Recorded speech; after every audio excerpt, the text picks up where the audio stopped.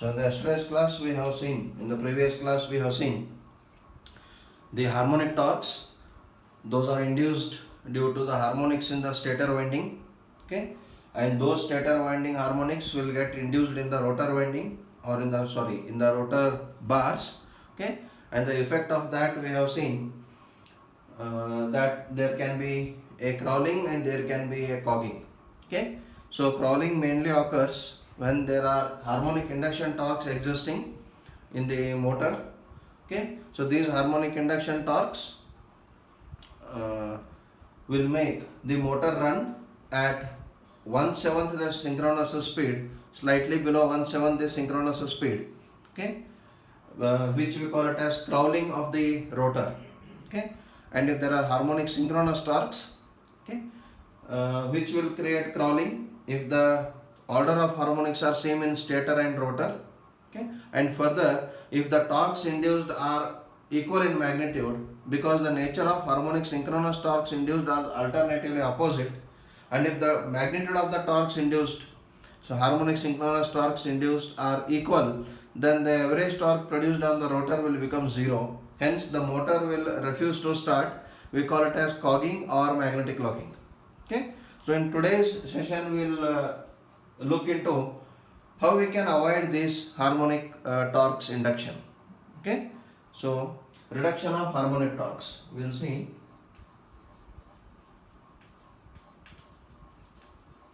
reduction of harmonic torques.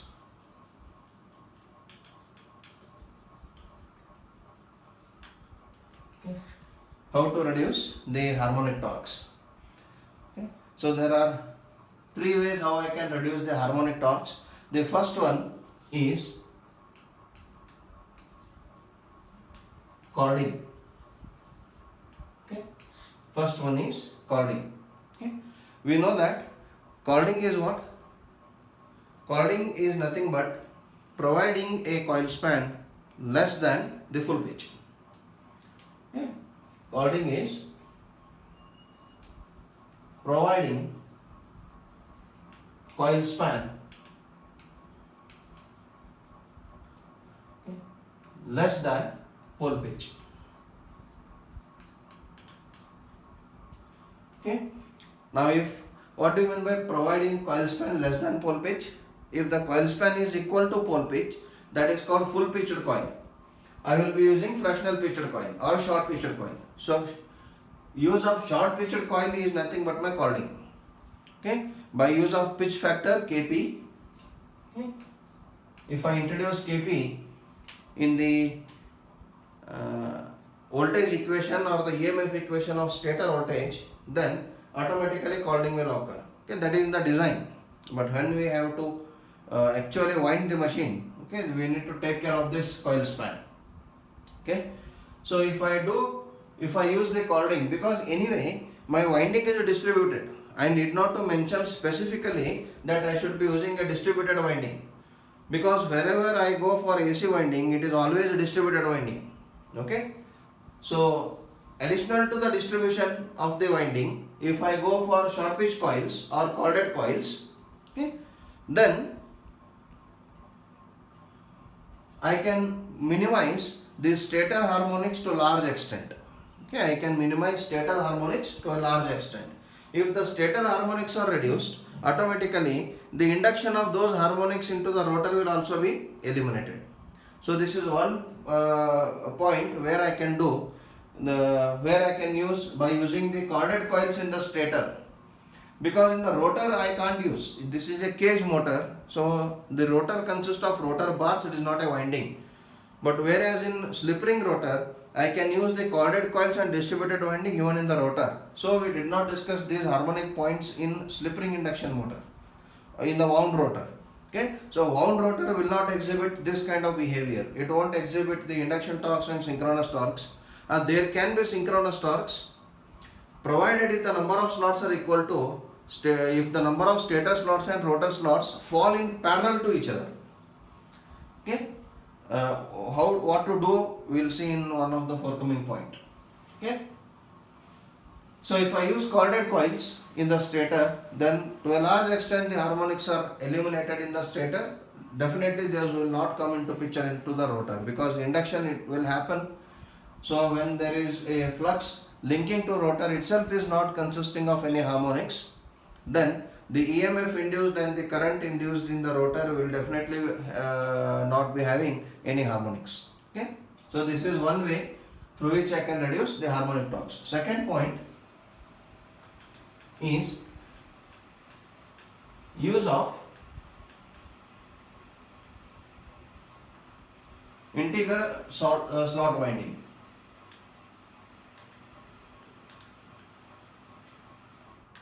Use of integral slot winding. Okay, so integral slot winding in the sense I should be using, we should use, or we should have rotor slots per pole per phase should be an integer. Should be an integer.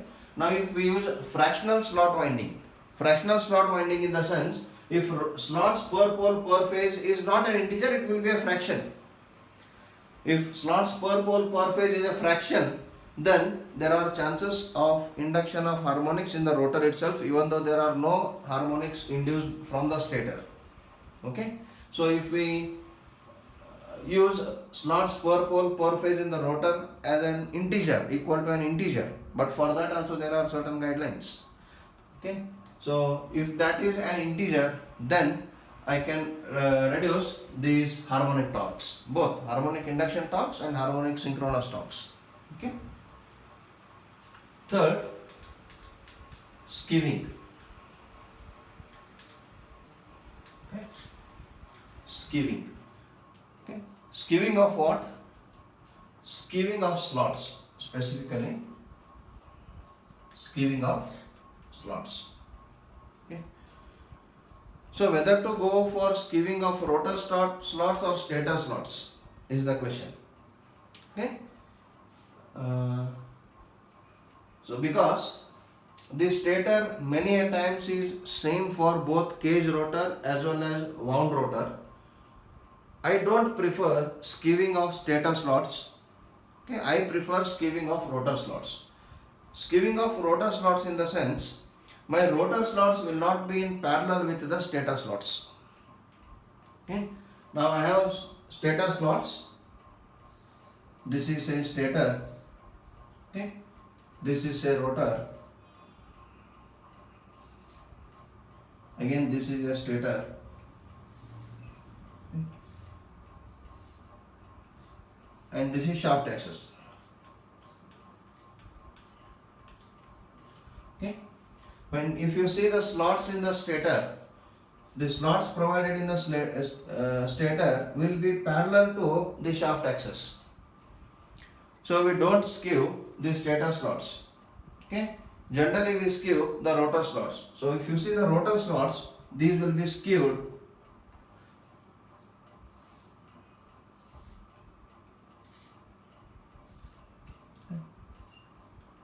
And this skewing of rotor slots is observed only in induction motor. Okay.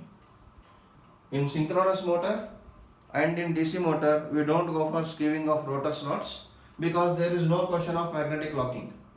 Okay. So this skewing of rotor slots is exclusively effective for eliminating the harmonious synchronous torques, that is to eliminate the cogging. To eliminate the cogging effect or magnetic locking effect, the skewing of rotor slots is provided. Okay, then how to skew? What should be the skewing angle? Now this is what we call skewing angle. This is the shaft axis, the angle between the shaft axis and the slot. Okay, skewing nature of the slot is called skewing angle. Let us take theta s. Okay, this skewing angle should be such that the slot should cover, okay, this slot should cover at least 2 pole pitches. Okay,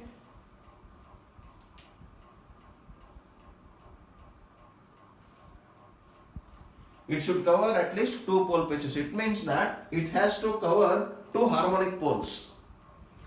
Okay, the skewing angle should be such that it should cover two harmonic poles. It means that the alternate edges of the slot, this is one edge of the slot, at the other end there will be one more edge of the slot. Okay, so the two edges of the same slot, two ends of the same slot should fall, okay, in the under the alternative poles of the harmonic poles or alternative harmonic poles. Okay, I cannot arbitrarily skew the angle.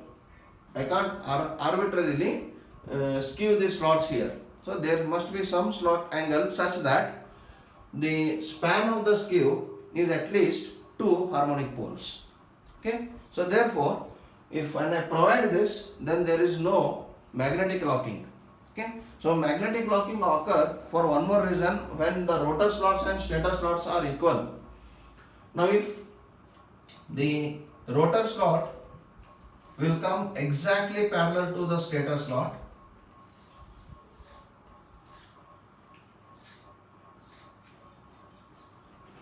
so this is a stator slot. Okay, if rotor slots and stator slots are same, are equal, then suppose this slot, if one rotor slot come under the stator slot,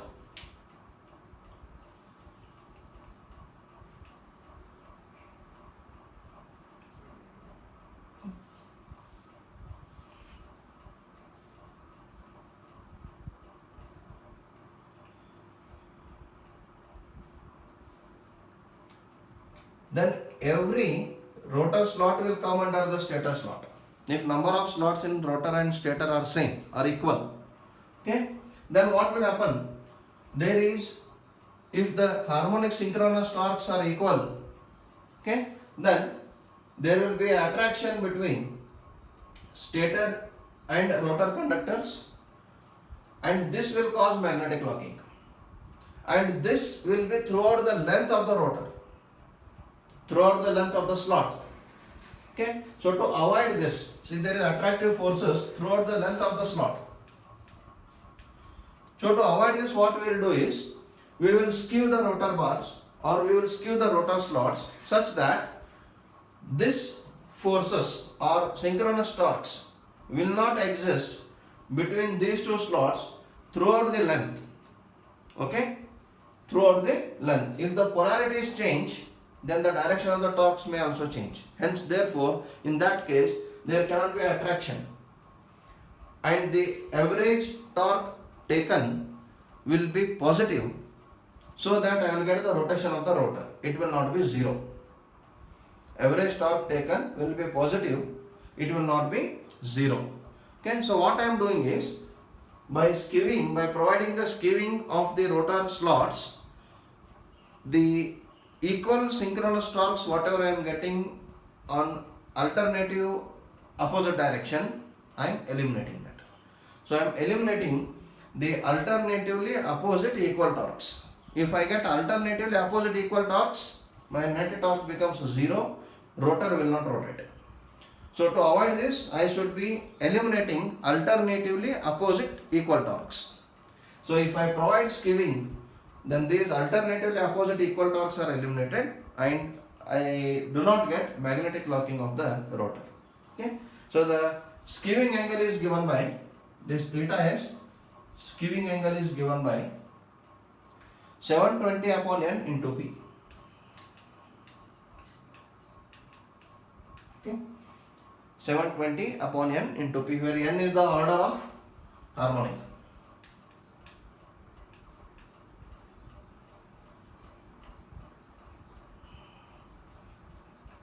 N is the order of harmonic. 720 why? Okay, because I have to be across, it has to be across two harmonic poles. Okay, it has to be across two harmonic poles. So 360 is one complete cycle. So two complete cycles, 720. Okay, and this is empirically derived. So these are the ways which will, this is mechanical angle, okay, this is mechanical angle. So these are the ways through which I can eliminate the harmonic torques. Okay. So one by providing corded coils in the stator, second by using integral number of slots per pole per phase, and by providing skewing of the slots. Okay. So if you see any medium or large machine, the slots in the rotor are generally skewed. Okay. Now even in the small machines also these are skewed. Okay. Many a times our simple single phase motors. Okay. So many a times even in single phase motors we observe the skewing of these slots. Okay. So in each slot I will be providing one rotor bar. But one effect what we will observe here is the net length of the rotor bar is more than the length of the rotor. The active length of copper is usually equal to the length of the slot, and length of the slot, if it is parallel to shaft axis, is equal to the length of the machine. But because of skewing, okay, because of skewing, the actual length of the rotor slot increases. Actual length of the rotor slot increases, and actual length of the copper, active copper, will also increase. So this will give additional weight and additional length for the rotor. As length increases, resistance increases, which will improve the starting torque of the rotor in a cage motor. Generally the starting torque of cage motor is less when compared to the wound rotor, but because of skewing there is a slight increase in the resistance of the rotor bar, there is a slight increase in the starting torque of the motor. Okay, this is auxiliary point, okay, or lateral point what we can understand from the skewing. Okay. Even if you don't include that in the point in the explanation, it is fine. Okay. Yeah. So next we will see some guidelines for selecting rotor slots. Rules or guidelines for selecting rotor slots.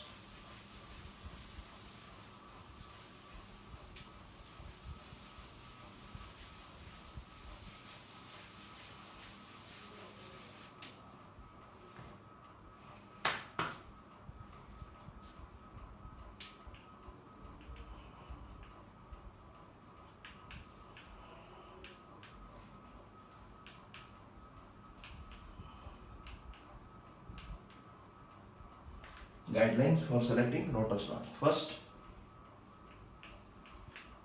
number of rotor slots should not be equal to number of stator slots.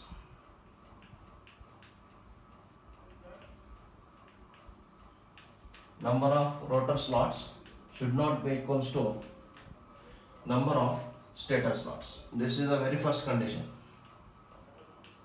So my SR should not be equal to SS.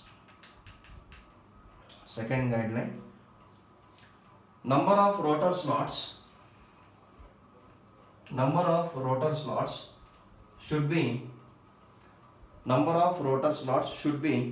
15 to 30% either more or less when compared to stator slots.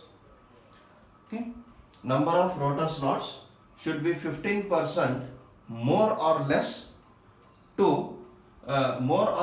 when compared to stator slots. Okay, rotor slots should be equals to 15 to 30% more or less than or lesser than stator slots. Okay. Then third point, difference between stator slots and rotor slots. Okay.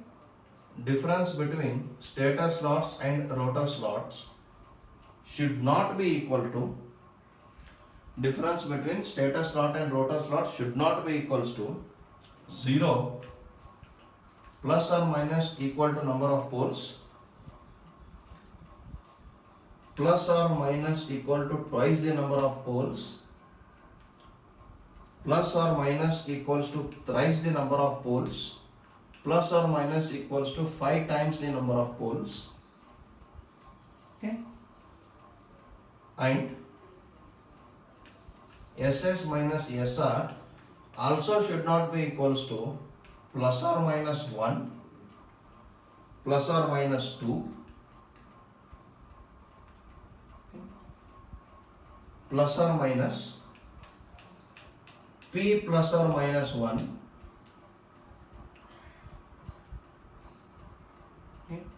plus or minus P plus or minus 2. So these are the rules. Okay, you should remember these 2 points. Okay, these all 3 points.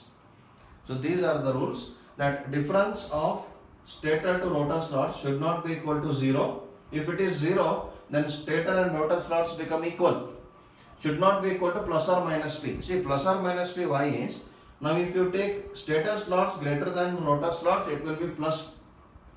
If you take rotor slots greater than stator slots, it will be minus, because there is a point here. I can take rotor slots 15 to 30% larger or lesser than the stator slots. Now if I take SR is equal to 30% more than the stator slots, then SS minus SR will be negative. So for that, these plus or minus conditions. Okay, or you can take, if you are getting confused with plus or minus, SS difference SR, whether it can be SS minus SR or SR minus SS, it will be both. So these are the conditions which I have to follow while choosing the rotor slots. Okay, so when we go to the exact design of rotor, we will follow these guidelines. Okay, so next we will see design of rotor bars and end rings.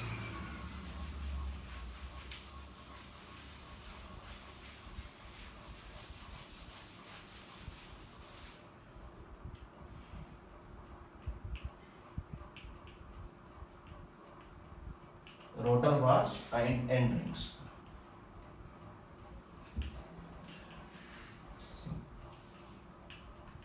Number of rotor bars are equals to rotor slots. Okay, number of rotor bars are equal to rotor slots, because in each slot I am keeping 1 bar, therefore number of rotor bars will be equal to number of rotor slots.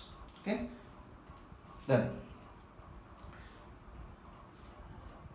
current in rotor bar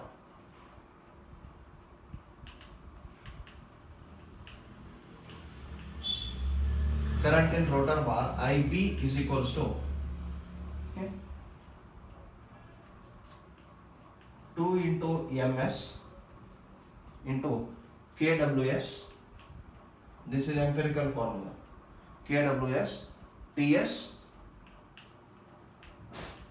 upon SR into IS cos phi.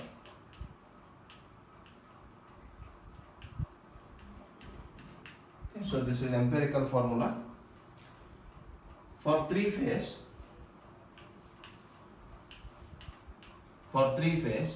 MS is equals to 3. For three phase, MS is equals to 3. Okay. Therefore, IB is equals to 2 into 3, 6 KWS into TS into IS upon SR into cos phi. Okay. KWS is nearly equals to 0.955. Okay. Generally we take KWS equals to rotor winding factor equals to stator winding factor. Okay, but this is stator winding factor 0.955. Okay. So this is the rotor bar current. Okay, in the notes we have assumed cos phi equal to 0.85, but cos phi need not be equal to 0.85 always. Okay, so I have kept this equation cos phi as it is. So this is the rotor bar current. Okay, next is area of rotor bar. Okay, area of rotor bar. I will rub this.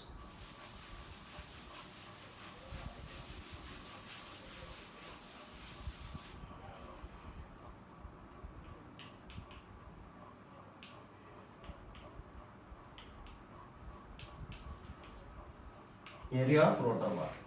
Okay, so it may appear there is no much importance in finding the area of rotor bar. It is simply area of bar is equals to current in bar divided by current density. If I choose a proper value of current density, then I can get area of rotor bar. But it is not so simple in deciding what should be the value of current density. Why? Because area of rotor bar decides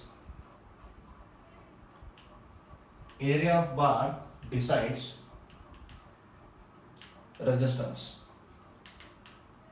Okay, resistance of rotor bar, and resistance of rotor bar decides the starting torque.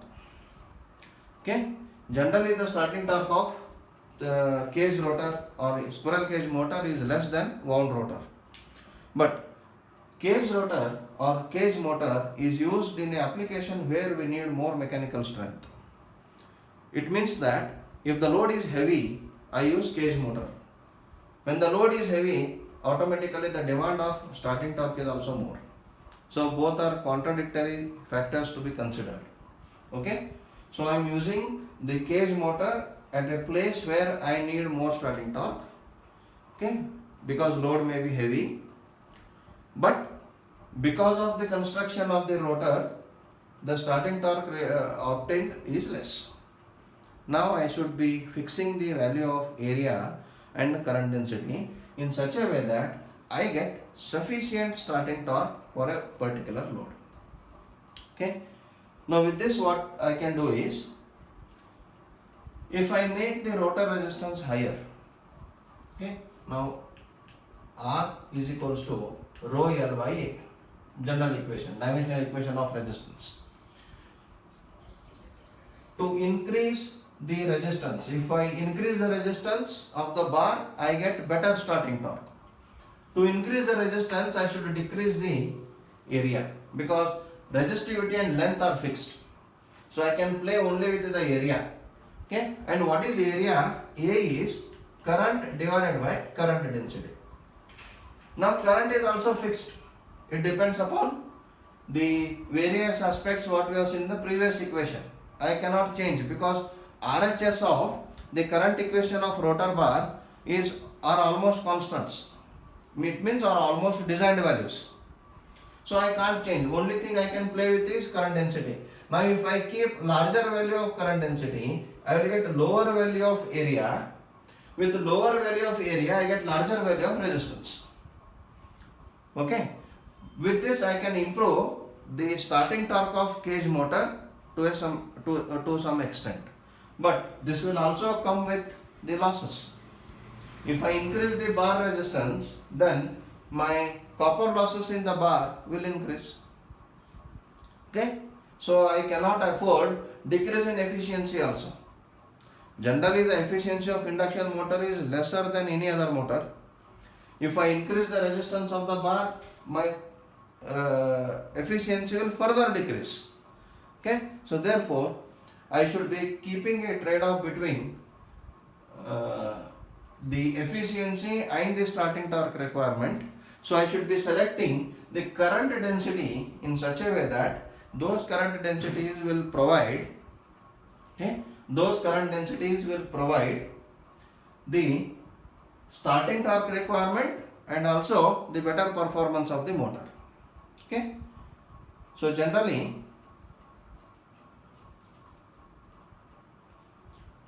the just a second.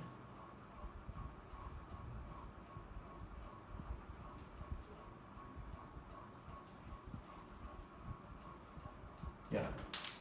Generally, the current density in the bar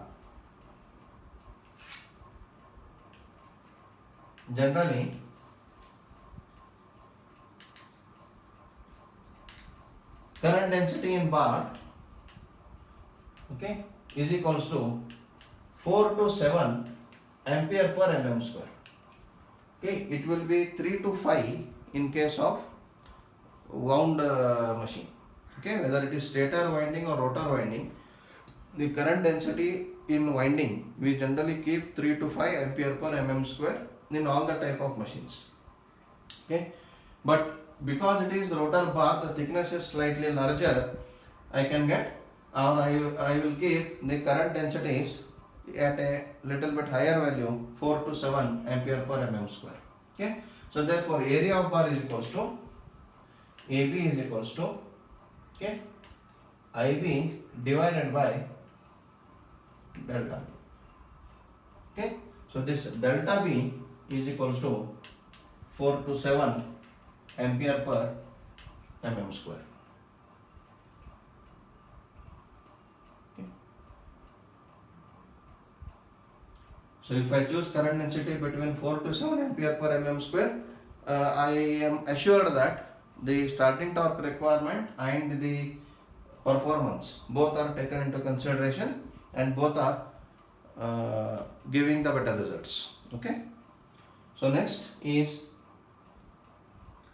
current in end ring, because we know that rotor bars are not simply placed in the rotor. Okay, the short circuit condition in the rotor bar is provided by using two end rings at each end. Okay, if you see the rotor of the cage motor, okay, so this is a slot.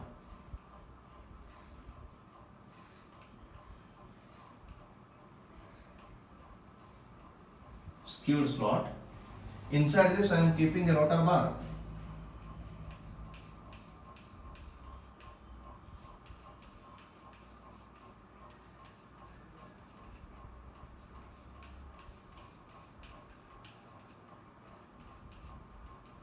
Inside this I am keeping a rotor bar, and at the end I am providing the end ring connections.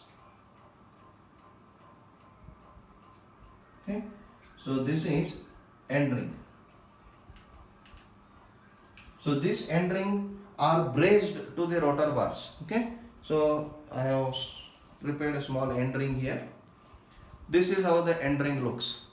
These blue dots are nothing but the connection of rotor bars to this end ring. This connection is provided through bracing. Okay, I don't weld it, I brace it. Okay, so this is, if I consider this chalk piece as a rotor bar, okay, I will place this rotor bar here like this. So this rotor bar will fall into a slot. This will be kept into in the slot. Okay, this is kept in the slot, and this is provided with a short circuit by this end ring. Okay, you can observe. So I provide end ring here. Okay, so if you see the three-dimensional view, I can't show this with all the bars, limited resources I have.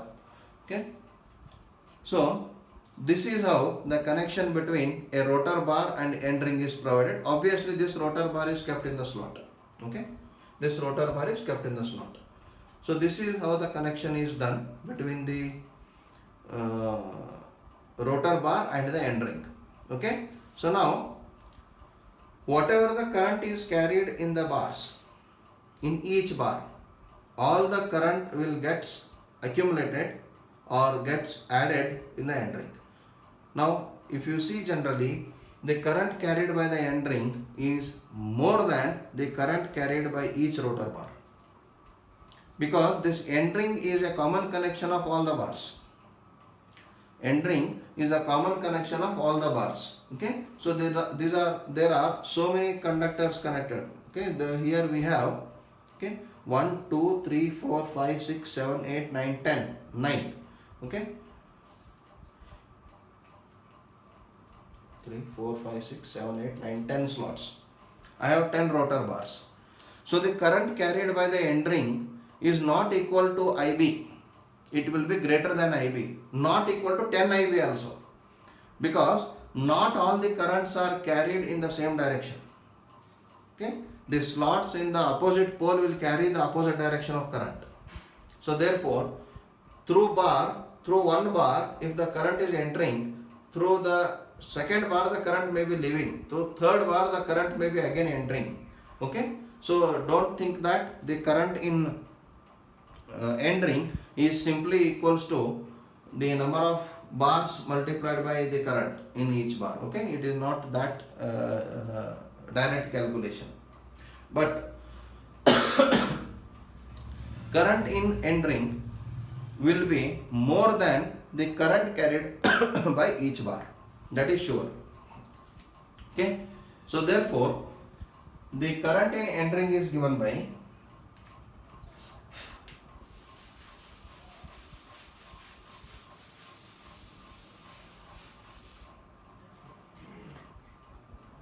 current in end ring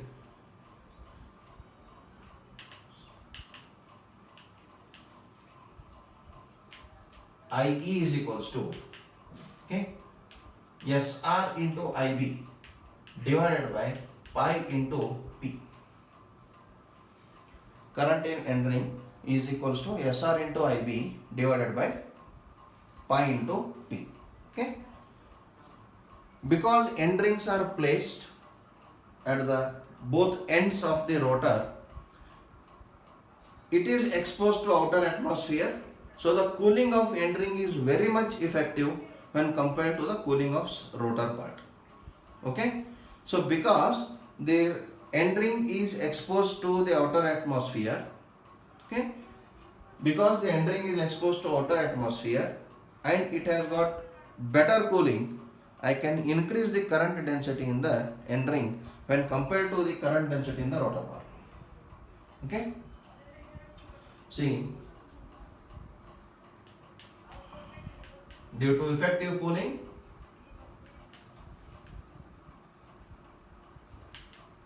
of end ring, okay, current density in end ring will be greater than current density in the rotor bar. Current density in the end ring is taken slightly greater than current density in the rotor bar. Okay. So therefore, area of end ring is given by AE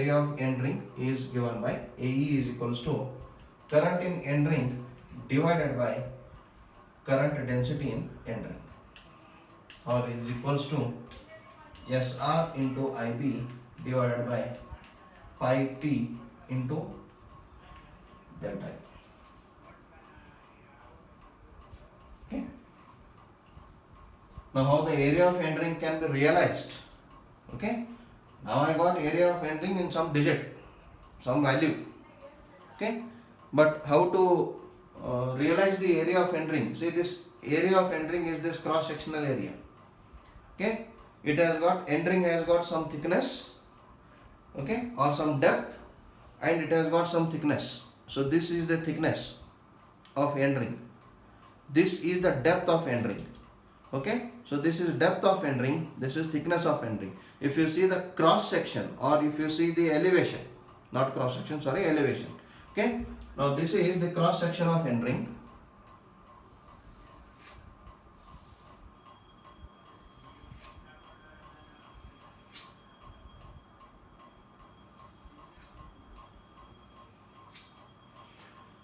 Okay.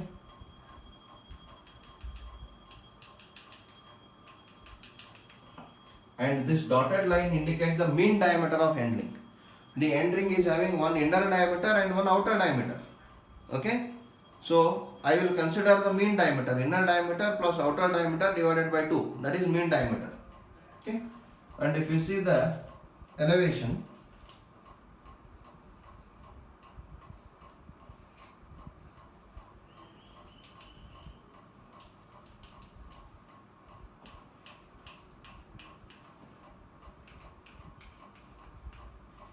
okay. So this is the cross section of end ring, what we are talking about. Area of end ring AE is that cross section of end ring. Okay. So this is thickness of end ring, and this is depth of end ring. Thickness of end ring and depth of end ring will give the cross section area. Okay. And whereas this,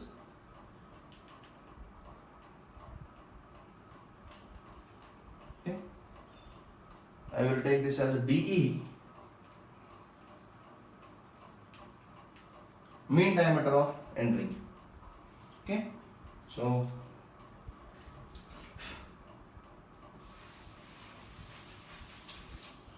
DE is mean diameter of end ring.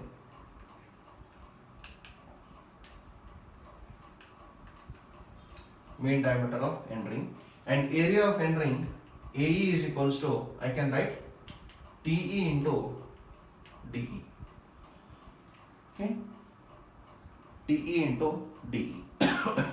So this is my area of end ring. Okay, so this is about the design of rotor bar and end ring. Okay, then resistance of rotor conductor or rotor bar.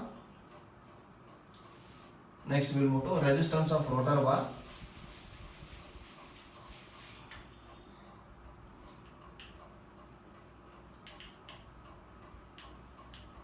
Resistance of cage rotor. Okay, because we will consider for bar and end ring both.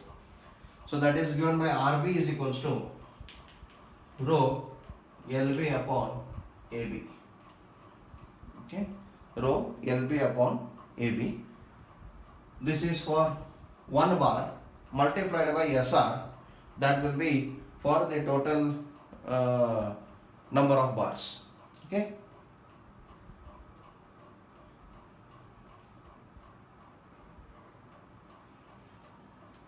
you can take resistance of each bar.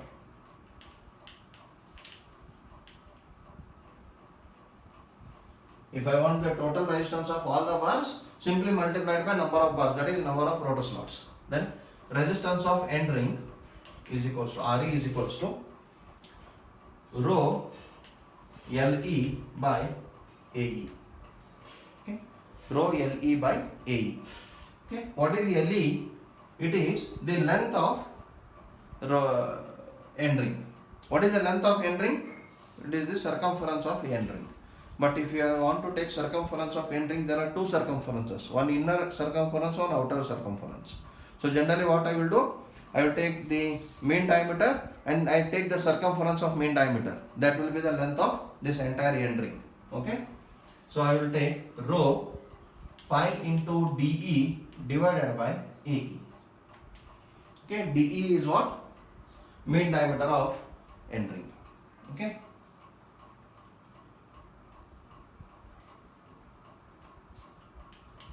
DE mean diameter of end ring.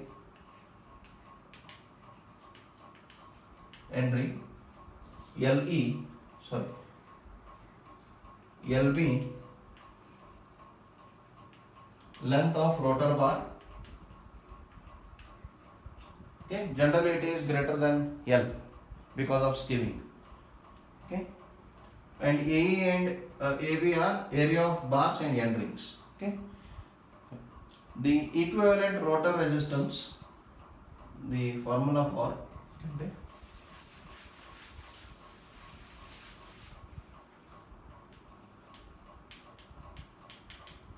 equivalent rotor resistance,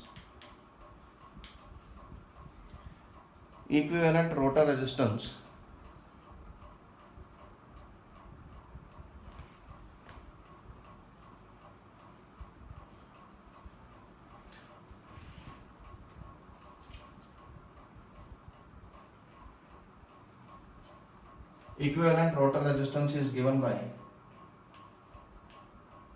RB dash is equals to, RR dash is equals to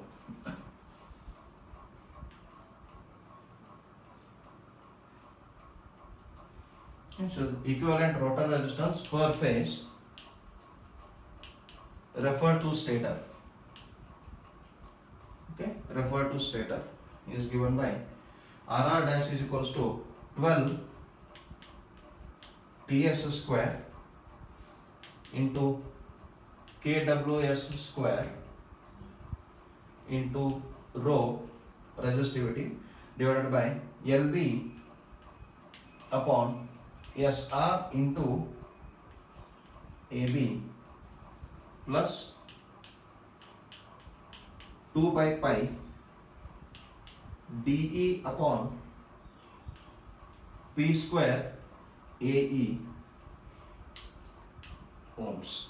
Okay, where P is poles. Okay? P is poles. Okay? So this is the design of squirrel cage rotor. Okay, so this is all about the design of squirrel cage rotor. In the next class, we will be looking into the example of squirrel cage rotor design. Okay, then we will be finishing. That will be the end of the induction motor design, the complete induction motor design. Okay, that is module 3. Okay, sorry, module 4. Okay, after this we will be moving to module 3, that is transformer design. Okay, because we had dealt with the DC motor design, a rotating machine, so I thought it will be easy to cover another rotating machine, okay, with respect to the induction motor. So next we will move to transformer design. After that we will move to synchronous machine design. Okay, so today we will end the session, and in next class we will see few examples on this rotor design and we will finish it. Okay, so thank you for joining.